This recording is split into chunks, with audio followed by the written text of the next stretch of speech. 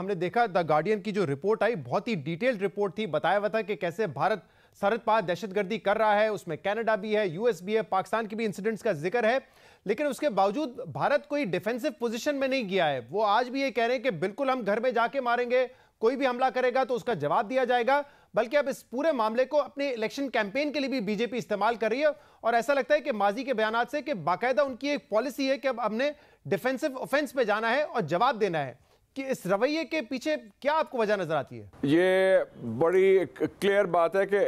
کہ ہندوستان نے ایک اسٹریٹجک کلیئرٹی کے ساتھ ایک فیصلہ کیا ہے کہ ان کی پاکستان کی پالیسی کیا ہوگی، اور پاکستان کی پالیسی کی بنیاد مداخلت، جارحیت اور دہشت گردی کو بھیجنا، کراس بارڈر ٹیررزم۔ اور یہ پالیسی صرف پاکستان سے نہیں اپنائی، انہوں نے یہ کام ہندوستان نے کینیڈا میں بھی کیا، کینیڈین باشندوں کے ساتھ کینیڈیا کی سرزمین پر، اور امریکہ میں بھی امریکی باشندوں کے ساتھ سرزمین پر کوشش کی۔ لیکن یہ شاید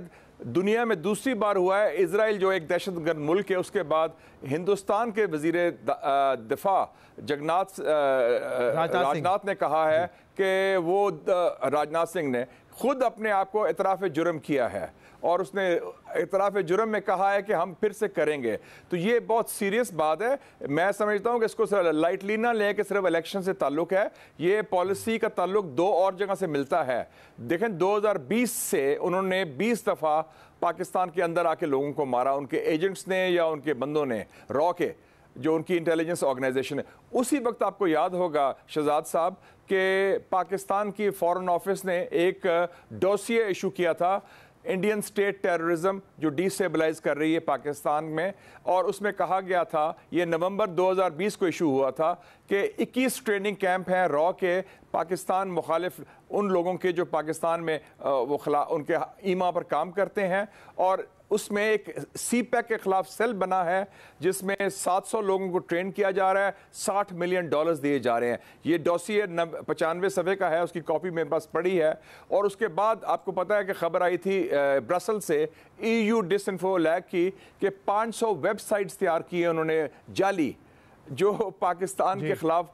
زہر اگلتی ہیں، جو ایک نیوز ایجنسی ان کی associate news of India ANI اس کے ذریعے کرتی ہیں، اور اس سے واسطہ گروپ ہے۔ تو یہ ایک منظم پالیسی کا حصہ ہے، لیکن مجھے دکھ یہ ہے کہ ان کی تو واضح پالیسی ہے پاکستان کی طرف، ہماری پالیسی کو واضح نہیں رہی۔ ماضی میں بھی دیکھا کہ ہمارے اسٹریٹجک کلیئرٹی نہیں، ہم نے امید لگائی رکھی کہ مودی الیکشن جیتے گا تو کچھ کرے گا، آپ کو یاد ہے وہ ٹویٹس بھی آئیں۔ پھر آپ کو یاد ہوگا کہ ماضی میں جو ماضی کی ملٹری اسٹیبلشمنٹ تھی، انہوں نے کہا کہ جی اب ہندوستان کشمیر بھی ڈسکس کرے گا، سارا کرے گا، حالانکہ انہوں نے صرف سیز فائر کی بات کی، اور اس خوف سے کہ چونکہ چین سے ان کو 2 جھڑپیں ہوئی تھی، مار پڑی تھی، کہ چین پاکستان کا گٹھ جوڑ نہ ہو جائے ان کے خلاف۔ تو ہمیں بھی چاہیے کہ کچھ اب ٹھوس اقدامات کریں اور سنجیدہ انتقام کریں جو سسٹین کر سکیں۔ یہ جو گپ شپ بیانات یہ بات نہیں ہے، اور یہ بڑی سیریس بات ہے، اور کبھی ہم ان سے تجارت کی بات کرتے ہیں، کبھی ہم اس کی بات کرتے ہیں۔ We should be very clear on the policy کہ ہماری پالیسی بڑی کلیئر ہونی چاہیے، کیونکہ جو ہم نے ایک شارٹ بھی سنا ہے نریندر مودی کا، وہ کہتے ہیں کہ ماضی میں کانگریس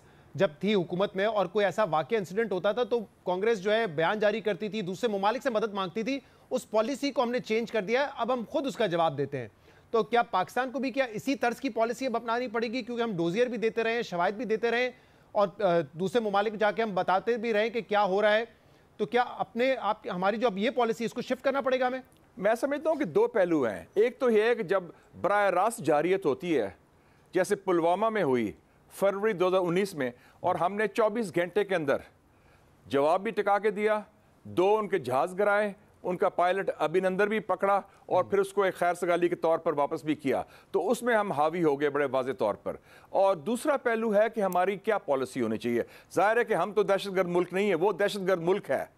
اور دہشت گردی کرتا ہے ایز پالیسی، ہم تو ایک پرامن ملک ہیں۔ ہمیں چاہیے 3 کام کریں۔ ایک نمبر 1 ہے ہم UN سیکیورٹی کاؤنسل جائیں، اور ان کے جو ممبر UN سیکیورٹی کاؤنسل میں جا کے UN سیکرٹری جنرل اور جو ان کے 5 پرماننٹ ممبرز ہیں، China, Russia, USA، UK، France, ان کو پیش کریں کہ جناب یہ UN چارٹر کی خلاف ورزی کی ہے ہندوستان نے، یہ دہشت گردی بھی کر رہا ہے، جارحیت بھی کر رہا ہے، اور باقاعدہ ان کے خلاف کارروائی ہونی چاہیے، نمبر 1۔ نمبر 2، ہم امریکہ کو اور کینیڈا کو اپروچ کریں کہ چونکہ جو ہندوستان پاکستان کے خلاف کر رہا ہے دہشت گردی را کے ذریعے بندے مارنے کا، یہ کوشش انہوں نے کام کینیڈا میں بھی کیا ہے، امریکہ میں بھی کوشش کی ہے، امریکہ بھی تحقیقات کر رہا ہے. تو ہم جوائنٹ انویسٹیگیشن میں دعوت دیں امریکہ کو، کینیڈا کو، کہ را کا جو یہ سارا سلسلہ ہے یہ ہمارا مشترکہ خطرہ ہے، مشترکہ دشمن ہے دہشت گردی، اور را کے ذریعے آ رہی ہے. تو کینیڈا اور US سے مل کے اس کا مقابلہ کیا جائے، کم سے کم ان کو یہ یادداشت پیش کریں. اور تیسرا، امریکن کانگریس میں آپ نے دیکھا کہ آج اسرائیل کے خلاف بھی امریکن کانگریس میں موو ہوئی ہے. ان کے لوگوں نے کہا ہے کہ یہ ہتھیار بند کریں. تو کس بنیاد پر امریکہ نواز رہا ہے ہندوستان کو؟ امریکہ کانگریس کے جا کے لابنگ کریں. اور امریکہ میں ایک بندہ ہے پریزیڈنٹ جینوسائڈ واچ کا، گریگری اسٹینٹن، اس نے ابھی حال ہی میں جا کے US کانگریس میں ٹیسٹیمونی دی، اور اس نے کہا کہ genocide is in the offing in India in Assam and Indian occupied Kashmir. تو ہم ذرا ہلیں بھی، ہم ہاتھ ملتے رہتے ہیں، بیانات دیتے ہیں گفتن نشستن برخاستن. ہمیں ایک پالیسی کے تحت اس کو پرسو کرنا چاہیے، سفارتی طریقے سے، سیاسی طریقے سے، اور زوردار طریقے سے، ہمت اور حوصلے کے ساتھ. اور اس میں یہ تجارت کی بات فی الحال چھوڑ دیں آپ. وہ ہم تجارت کی بات کر رہے ہیں، وہ آپ کو ویزا دینے کو تیار نہیں کرکٹ کے لیے، اور وہ آپ کے خلاف دہشت گردی کر رہے ہیں، بندے مار رہے ہیں ہمارے. تو ٹھیک ہے، اور کشمیری عوام کو بھی ہم ایسے صحیح دیں ہمت اور حوصلے کا.